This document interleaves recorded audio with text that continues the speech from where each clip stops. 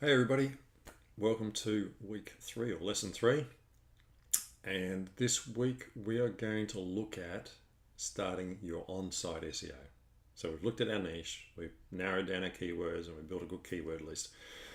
What we need to do now is actually start to apply what we've done in the form of SEO. And we're going to go through the basic skills used for SEO that I apply every single time and that I guarantee work. Okay, because these things have not changed since I first got online. Okay, I use this formula for doing SEO over and over and over, and it works over and over and over. The only time I ever run into problems is generally because of the content management system that the website's built on. For example, Weebly. Weebly does not like to rank. Some other content management systems have problems, and sometimes themes used on WordPress, which normally ranks really, really well, also can affect the site. And look, there is a range of other factors, such as page speed, that now is a big thing, and whether your site is mobile friendly first or mobile ready. But this is probably the key element more than anything that affects whether you get found online. So let's get started in learning how to apply on-site SEO. The first thing you need to do is get a baseline record of your rankings. So this is really important. If you're going to see improvement, in 6 months' time, you're like, oh, well, we're not doing very well. It's sometimes helpful to look back and realize that this is where you started and this is where you are now. And I often see this, business owners will come to me, they might have been doing SEO for a while, or we've been doing SEO for them. They're like, oh, well, we're not seeing much change. And it's like, well, this is where you started. You had no rankings in the top 100, and now you're in top 10 throughout the whole of Australia, in the top 5 even in most cases for those searches. Yes, you might not be number 1, but you're in top 5, which means you're probably getting a lot more traffic than you were when you were out of the top 100. So it's good for a reality check for you, and certainly for me as an SEO person, to look back and see how far a site has come. So make sure that you get this baseline ranking. Now, what I normally do is I use a piece of software, we're going to talk about that, and then I take some screenshots and I store them away, and then I can come back to them later. And often I will send them as an email to the client, or send them to myself, so I've got a record of them. So I recommend that you use Qtrank. Now, Qtrank is available for Mac and PC, so it doesn't matter what sort of computer you have. It's completely free, and it brings back a great range of results. Now, the biggest problem with doing rankings by going and looking at the search engines is that the search engines know you're looking. So they've seen you look before, so therefore they're more likely to show the results you've clicked on before in the top of the search engine results when you do a search. So you actually get a skewed result, and sometimes you won't see yourself, and yet in the real world everybody else is seeing you. So just understand that. So for example, the reason you won't see yourself, this is a good one. You go and search for your business and you show up and you click on it the first time. So the next time you come back, you show up and you don't click on it, you're just checking. And then the next time you come back and you don't click on it because you're just checking it's still there, Google goes, oh, they no longer want to see that site, so they don't show you. They just remove it from the results for you. Everybody else in the world is seeing you at the top. So stop doing your rankings manually. You are damaging your traffic results. You're damaging what Google thinks about your site, because it thinks, oh, this person's not clicking on it. It mustn't be as good as what we thought it was. And you're causing problems for your SEO. Okay, use a piece of software. It's an independent piece of software. It goes straight to the search engines and brings you back the results. Now, I recommend you do this right at the start, and you run it for the first month or two. Run it once a week. Don't do it every day. That's ridiculous. Watching the search engines is like watching the stock market, okay? You get this thing going on all the time. You're bouncing, indexes, and then it doesn't like you, then it does like you, then it doesn't like you. You get all this stuff going on, okay? It's ridiculous. Once a week gives you an idea, and then you can drop back to once a month. Okay? After the first month and a half, drop back to once a month, because you don't want to see the fluctuations. It just makes you panic that something's going wrong, and then you do something stupid, like go and change your SEO before it has time to settle in the search engines. Okay? Just trust me on this. It's really important you don't do this over and over. Okay, so what you do in Qtrank is you enter a list of the searches that you want to be found for. So if we go to our dog training school, we might have dog training Colorado, dog training Denver, dog training classes Denver, dog training school Denver, and then we might have puppy training. So we might put a few popular keywords in there. Do not add hundreds of phrases. Pick the 3 most popular things that you want to rank for: dog training, puppy training, and obedience training, for example. And do your different versions, Denver, obedience training school Denver. So add a few variations in there and run your ranking report. Okay, you can always add in more later, that's fine. But don't build a massive list. Number one, the search engines actually don't like this sort of software going and checking all the time. So if you do too many searches, it'll bring back and kind of say failed result. So, I recommend 10 to 15 of the absolute outside that you're checking for. Any more than that, you can run into problems. Okay. Once you've run your ranking report, use something like Snap and Drag or another screenshot program and take a screenshot of your results. You can export them and all that. I just prefer to export a picture, which I will show you in a minute. And then you can save that in a folder, or you can put it in Evernote or something like that. Okay.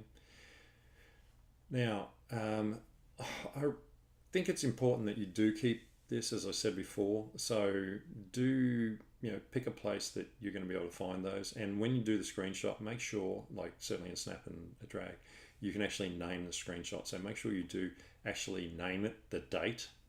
So put, your website name and the date, including the year, so that when you come back to them later, it's much more easy to actually place them in a fair order. Because if you just take a whole pile of ones called screenshot, it's very easy to lose track of which one.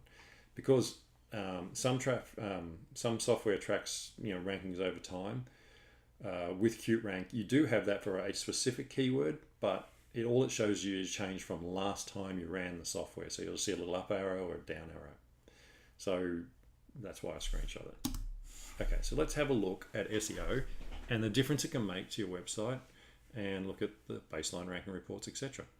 So this is a little site of someone that I know.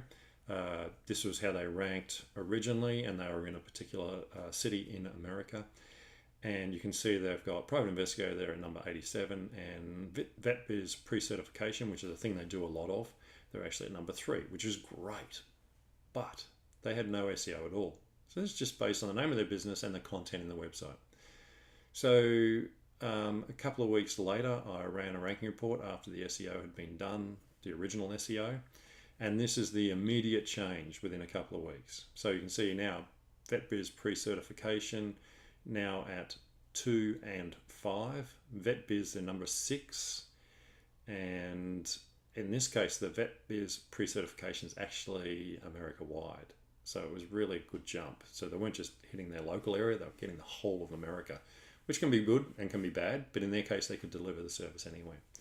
Private detective, private investigator in their area, they've moved up. And so green is in the top 10, yellow is in the top 20, so 10 to 20. And then you've got, you're below that, you've got all your oranges. So you can see the difference straight away that just doing the basic SEO, the way I'm going to teach you, makes. Okay, here's one that ranked quite well. These are locksmiths, all different sorts of things that they do. You can see there's a lot of green there.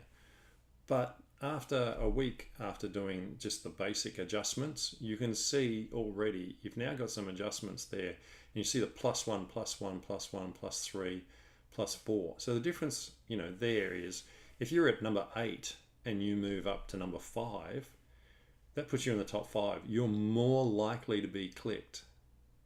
Now, over time, they moved up further as well. But at number 8, you're less likely to be clicked than you are if you're at number 5. So even those little subtle changes like that to your SEO, by just making some adjustments to how the SEO is done, can make a big difference to how much traffic you get on your website. Now, this is the alternate view. This is where someone had some SEO done on their website in a specific suburb or a town, and then they stopped doing SEO. So they no longer wanted to have it done, and they just let their site sit the way it was. So 1 month after, you'll see we've gone from, the results we've got there. You look at the red ones, okay? Suddenly you're going bang, bang, bang, bang, bang, minus 22, minus 18, minus 46, minus 40. So you can see stopping doing the SEO, stopping producing, additional content, all that sort of stuff that we've just lightly touched on so far makes a big difference. 2 months after, no more green, mostly yellow and orange, and some in the top 100, not inside the top 100. In other words, they're out of the top 10 pages of Google. Not that anyone goes that deep, but you can see the difference it makes. Okay, so doing SEO is important. Continuing to do your SEO is also important. That sort of drop can shut down a business. So think about that. Okay, so let's get into SEO. The title tag is the most important meta tag. It's the one that Google uses to choose the topic that your site and your page is about. It's not seen on the page. Where you do see it is in the top bar of your browser sometimes. But even then, you probably won't read it, okay? It's there for the search engines, and it shows up in the search engine results. So to get to this, you need to get into the back end of your site, and we'll talk about that shortly.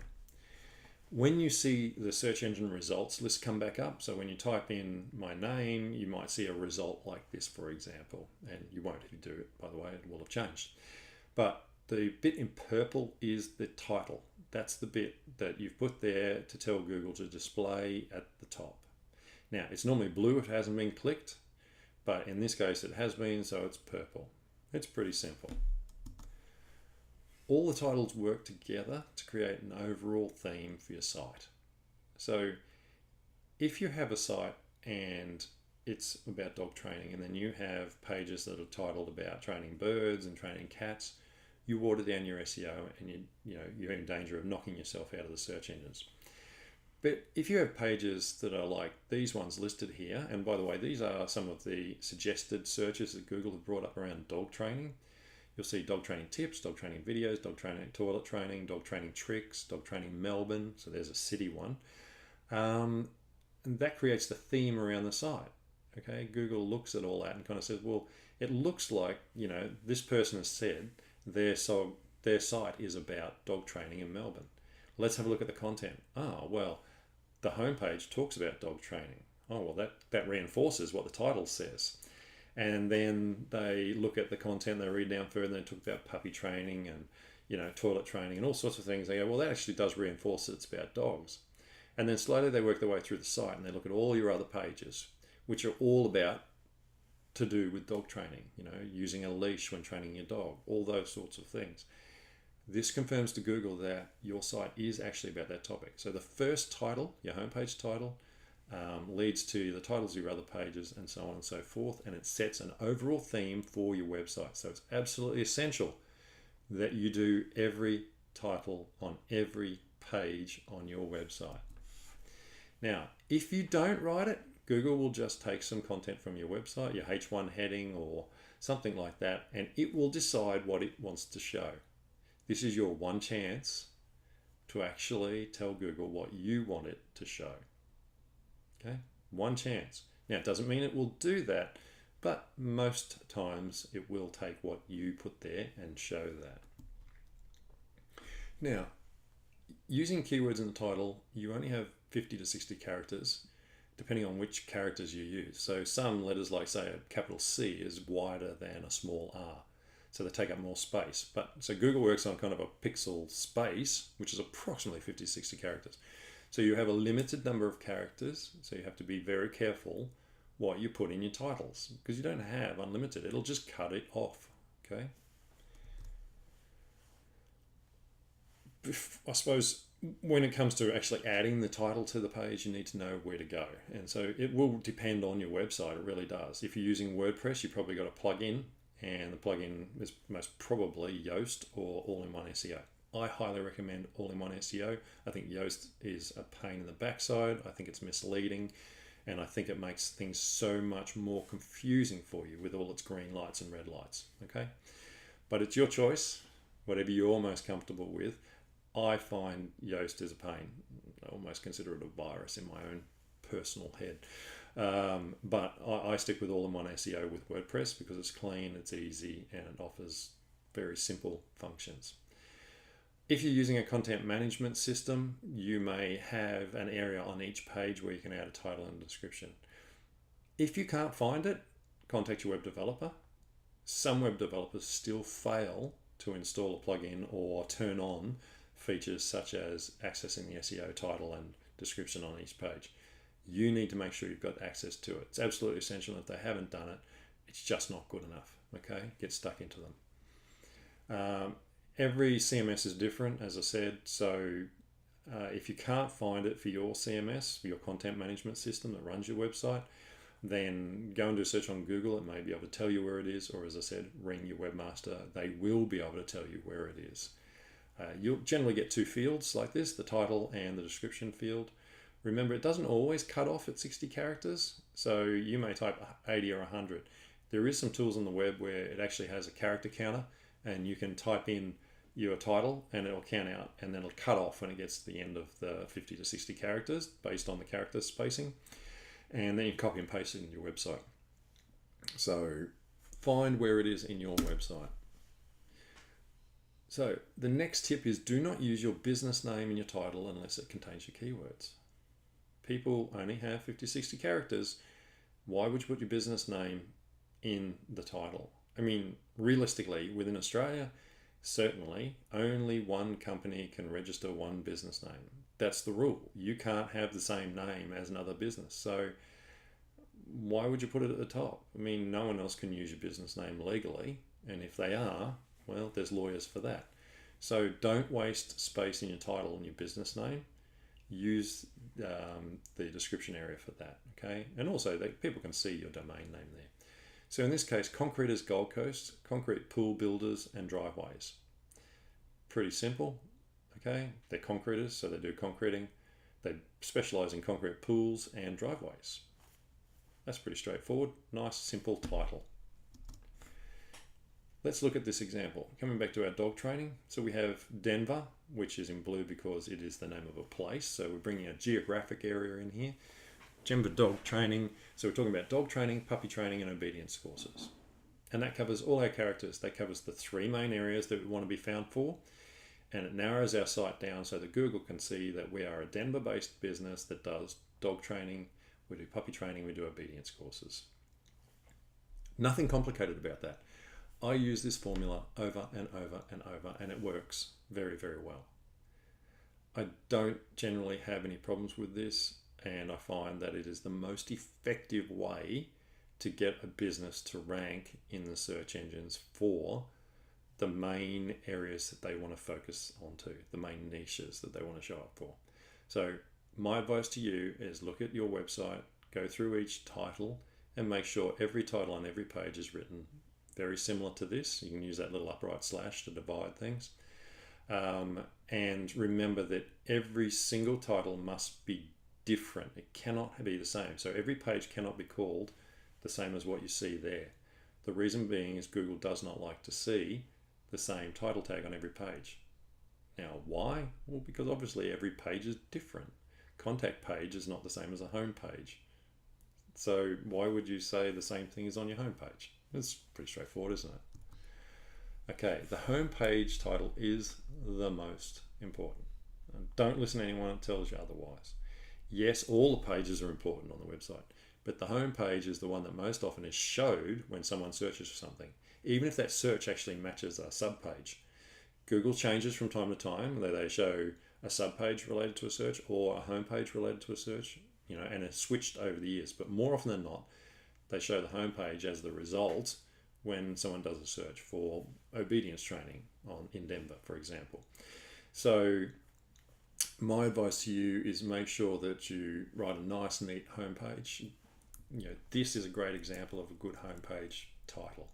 This is one that I would write every day of the week for a business. So my advice to you is to do something like that, and remember that it needs to be focused in on your niche. If you're working in a local market, make sure you name the suburb, town, city, whatever, that you are targeting, because it can affect where you show up. Remember the near me search. Now, when you're writing articles, so we've got kind of pages on websites which are really kind of strict, you know, got contact us page, about us page, very easy. When you're writing articles, the best way to build keywords into your title is to write them like a sentence. So remember we talked about, you know, finding the keyword lists. Well, this is how we use them. So, you know, for example, why do we expect a quick fix for back pain? That's great as a straight article. But if you're a chiropractor in a local area, the best way to actually write it would be how a chiropractor can relieve back pain. Because you're a chiropractor, you're trying to sell your service, so you really want it to mention that you're a chiropractor or an osteopath or whatever it is. Excuse me. So, with your articles, make sure that you build into your article question what it is that you're doing. So, chiropractor, back pain work together in a local search sort of way. So that's where I really like using questions. I think they work really well. And it makes it easy to write the article too when you've got a question rather than just a relieve back pain as a keyword. So remember, we need to do the title on every single page. Everyone must be different. If you want to see what's going on your website, Webmaster Tools, or what's now called Google Search Console, will show you, based on when it runs through your sitemap, how many duplicate titles you've got, how many duplicate descriptions you've got, and it will even name the pages so you can go back and fix them. So make sure that you do look at Google Webmaster Tools. We will talk about this further, but definitely Google Analytics and Google Webmaster Tools are definitely things that you need to have put on your website because they allow you to track what's going on. Remember, Google hates duplication and will punish you because it knows that the fact is that no two pages are the same. You might name them the same, but they're not the same. They're different content. And if you have two pages identical, then you need to kill one of them because you can't have duplicate content. It is not a good thing to be doing. Okay, so we've done our titles. Now, every page also needs a meta description tag. Again, the description tag is not one you see. It is not displayed anywhere except to Google because it reads the code behind your web page. You have 150 to 160 characters. There's those magic 60-50 numbers again, funnily enough. And remember, it's based on the spacing. This is where you can use your business name. Okay, don't waste it on the title. Don't waste those characters. Use the description tag as a place to put your business name. Now, in the case we looked at before, it's the black bit in the search engine result page, the SERP, as we like to call it. So here it says, firefighting internet entrepreneur Brad Hauck inspires, motivates and activates his audience to get fired up about leadership in business and online built. Oop, terrible spelling mistake, but great example of where you've got to check what you've actually typed. So, you know, in this case, the search was for Brad Hauck. Brad Hauck's showing up. Brad Hauck's in the description because that is actually my name, or in this case, my business name, if you like to look at it that way, based on that search. Use every character to build a sentence that includes your keywords, but sells your products and services to humans. So yes, the search engines do rank you, but humans click you. So think about it that way. Search engines rank, humans click. It has to appeal to both of them. You want to show up and you want to be clicked because you might not be ranked number 1. You could be ranked number 3 and have something that catches people's attention. Okay, so key element there. So in this case, you'll see Accountants Gold Coast, JWA Business Accountants. Accountants Gold Coast, obviously the big keyword. Business accountants, their specialty area. And now if we have a look at the description tag, you'll see JWA Accounting helps businesses with tax, bookkeeping, valuations, self-managed super funds based in Robina. Okay, so you'll see there that there's a few different keywords that people might use if they're looking for an accountant, especially a bookkeeper, or they want help with their tax accounting, but they're not targeting personal tax. Okay, it clearly states that they help business. So we're talking to the human here. We help business. We don't help you personally. We can help you if you run a business, but not if you just want your tax return done. They also do valuations because accountants do that sort of stuff, and they specialize in self-managed super fund management. So we can build in our other keywords around areas that our business, specializes in. And notice, tax and accountants goes together because you have tax accountants, or bookkeeping and accountants goes together. But this is the place we can do that. And then we've also started out with the name of the business. So if anyone's scanning the results, they do see the name of the business, just in case they're looking for us based on our brand that they're always familiar with. So let's have a look at an example based on our dog training. Red is keywords, blue is place, green is an interesting one. Sylvia's dog training runs regular puppy schools, obedience classes, and dog skills courses in Denver, Colorado at 6 p.m. every Tuesday. Call 555-2130. So, what have we got here? There's a couple of things in play here, and I've added an extra one or two in there just to make you think about what you're doing. The first one is, obviously, we've got dog training, puppy schools, obedience classes, and dog schools. They are things that a dog training business would do. Okay, straight out keywords. Sylvia's is the name of the company, so Sylvia's Dog Training. So we've got them, we're getting kind of a double whammy there. Sylvia's Dog Training is the name of the business, and dog training is the keyword and the major keyword. We've brought in a geographic area because dog trainers do not travel all over the whole of America to do dog training. They generally work on their local area if they're doing that sort of training. So this is generic sort of training, not something specific like cadaver dogs or something like that. That would be a high level of training, in which case they may run classes around the country. Now, I've added in a little bit here for the humans at 6 p.m. every Tuesday night. Now, why did I do that? Well, if a human's reading that, they go 6 p.m. every Tuesday night, there's two things. It sorts people out, first of all. Oh, I can never go Tuesday nights. Oh, well, that's the only night we run training. Sorry. So you get rid of people who might be a pain because they ring you up and then you find out you can't help them anyway. On the other hand, they can look at that and go, actually, that fits in with my schedule. So rather than having to go to your website and dig in any further, they can actually come to you direct from your listing in Google. And the second bit is I've got call 555-2130, which is the phone number. They could even call you direct from the Google listing. They don't even need to dig any further. Now, the other side of that is, from Google's perspective, it likes to confirm that you're who you say you are. They do love to verify businesses now. So in your description here, you've got your phone number, and then within your website, you're going to have your phone number again. So there's two places Google can actually cross-reference it. And then you'll have your maps listing, they can cross-reference that. And so suddenly they can actually verify you, which makes a big difference because you don't just show up in the search engine results, you'll show up on the map, and you get your own knowledge section within Google. So have a think about how that might work for your business. It won't work for every business, but for some people it will. What I'm trying to do here, bud, is open your eyes to a few different possibilities that you can bring in. So this is a great description for a home page, and you can apply the same formula, very similar, on your subpages, your website. Remember, you're catering for a robot, but in the end, it's humans that click the search engine results and come to your website that make the decision about what they're going to do. So let's review.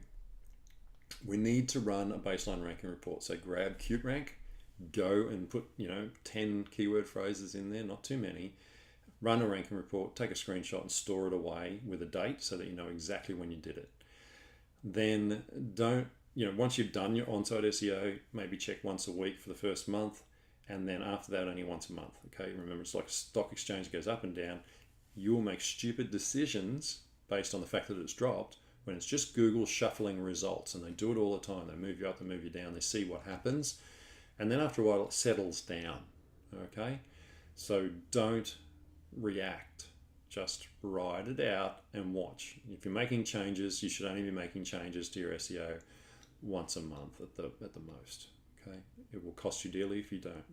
Second thing, you need to go through and write a title for every page. Make sure you don't make it too long, and don't use your business name in your title. Make sure you use your 3 main keywords if you can. Lastly, go through and do a description on every page. Remember, unique descriptions and titles, and it's there that you can use your business name and you can incorporate a little bit of sentences, because remember, humans click the results, not robots. and we're catering for both here. So your job now is to go to your website, sit down, you can do it on a computer and just in text file start to type out a description and title of your homepage, have a think about it, have a play around with it till it reads well, and to go through your website and do every single title and description and make sure they're all unique. I'll see you in the next lesson. The next lesson we move into step 2, which is attract in our 5-step framework.